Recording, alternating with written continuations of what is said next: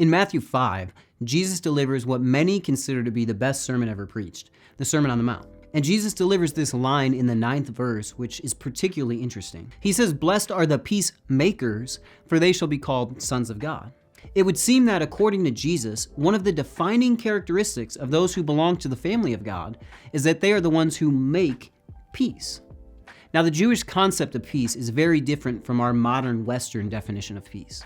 In the West, we typically define peace as the absence of conflict between parties. But to a first century Jewish person, peace wasn't the absence of conflict. It was actually the presence of wholeness. It referred to the original state of God's creation before it was fractured by sin. Now catch this. It's interesting that Jesus doesn't just call us to be peacekeepers, but to be peacemakers.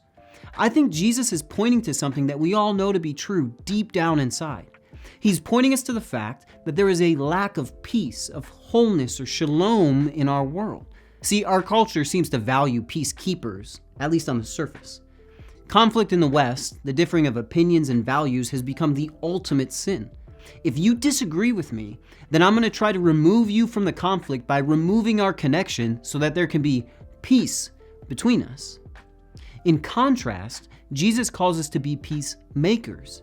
He calls us to be the type of people who lean into differing opinions and values in an attempt to bring wholeness to the individual and ourselves.